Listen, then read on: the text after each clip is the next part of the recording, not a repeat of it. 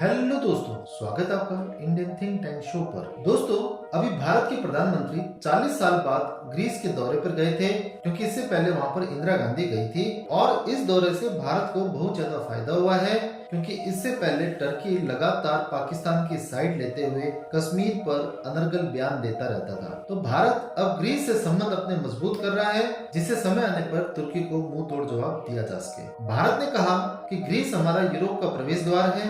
साथ ही साथ भारत ग्रीस की राजधानी में बने पोर्ट का एक्सेस लेने जा रहा है, तथा भारत ग्रीस को हथियार भी सप्लाई करेगा, जिसे ग्रीस तुर्की के अगेंस्ट यूज करने के लिए खरीद रहा है, जैसे ब्रह्मोस मिसाइल आदि। दरअसल भारत पाकिस्तान के जैसे कटु संबंध है, वैसे ही ग्रीस और तुर्की के बीच के संबंध है। दोनों में कई बार युद्ध हुए, कई बार उनके बीच में गोलीबारी चलती रहती है और दोनों के बीच में हमेशा युद्ध की संभावना बनी रहती है। मजे की बात यह है कि ये दोनों नेटो के मेंबर हैं, परंतु फिर भी टर्की इनडायरेक्ट तरीके से रूस का फेवर कर रहा है और अमेरिका और चाहकर भी उसे रोक नहीं पा रहे हैं। इसका कारण यह है कि तुर्की की लोकेशन ही कुछ ऐसी है कि उसे ना तो नेटो वाले तथा न ही रूस उसे कुछ कहता है, क्योंकि तुर्की जब चाहे तब ब्लैक सी को ब्लॉक कर सकता है। और इसी कारण तुर्की इस पूरे एरिया में जब चाहे जब छोटे देशों को धमकाता रहता है और कोई बड़ी ताकत उसे रोकने वाली वहां पर नहीं है। परंतु हर अति का अंत होता है और इसी कारण भारत अब जब वहां ग्रीस के पोर्ट पे बैठा होगा,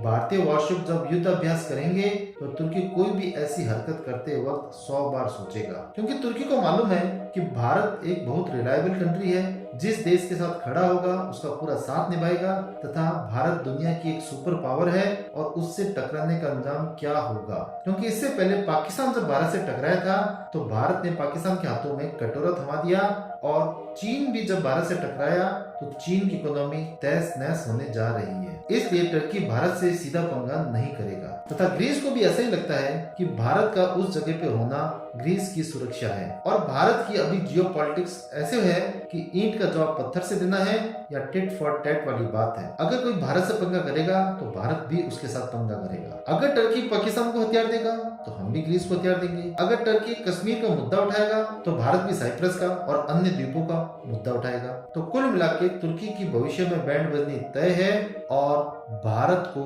एक नया रूट मिल गया है, और कह सकते हैं भारत के बिजनेस में भी इससे बढ़ोतरी होगी और तुर्की की लगाम भी भारत हमेशा थामे रखेगा। आपको क्या लगता है दोस्तों? आप हमें कमेंट सेक्शन में बताएं। Thank you for watching this video.